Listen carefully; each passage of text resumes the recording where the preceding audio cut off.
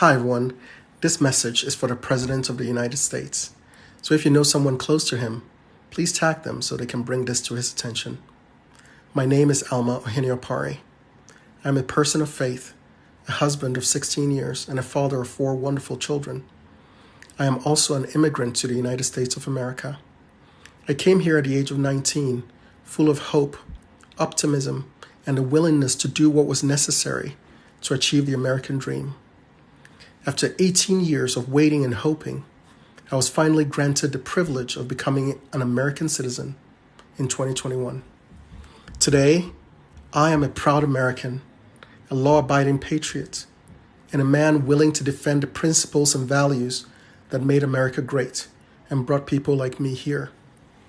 Mr. President, I am also a conservative Republican, or what you have recently labeled a MAGA Republican. Over the last few days, you have looked into the camera and called me and millions of other people like me extremists. You have told me and my children that we don't matter to you because of our beliefs. Your spokespeople and the media have labeled us dangerous, full of hate, and a threat to democracy.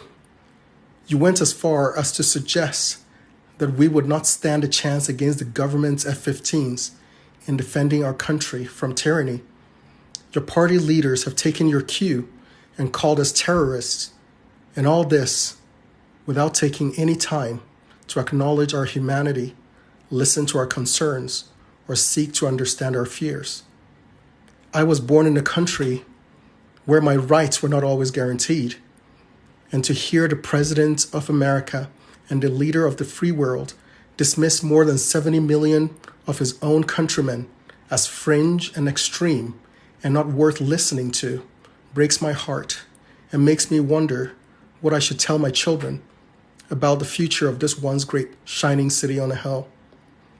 This is the reason many of us embrace the call to make America great again.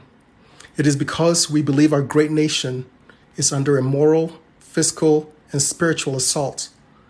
We are MAGA because we want to restore the promise in the hearts of our children that this is the place where their efforts will be rewarded and where their true potential can be realized. We are MAGA because we believe in freedom of speech, the freedom to exercise our religion. We believe in limited government and the rule of law. We are MAGA because we love the Constitution and believe our founders established a means for we the people to defend it from enemies both foreign and domestic.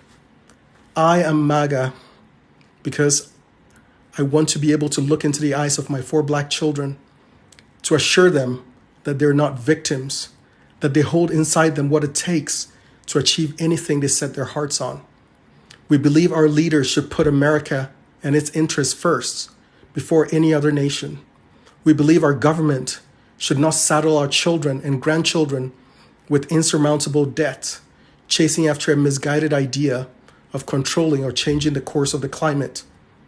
Millions of us were horrified to witness what happened on January 6th and believe that justice must be served. But we also see through the attempt to paint all Republicans with a false moniker of insurrectionists and to conflate the genuine misgivings of those who feel disaffected and disenfranchised with an unfounded accusation that we are somehow against democracy. We are MAGA because we love law enforcement, but doubt whether the Justice Department or the FBI can be trusted to deal fairly and impartially when they have given us clear and repeated evidence of their political bias against half of the country. As a new American, this November will be the first time I get to exercise my right to vote, a right I've waited nearly 2 decades to earn. I understand the urge during an election season to attack those you see as political opponents. But Mr. President, I am not your enemy, and the tens of millions of MAGA Republicans are not filled with hate towards anyone. We love this country. We are heirs of the great legacy of freedom this country has afforded us and wish to exercise our right to be heard and not demonized.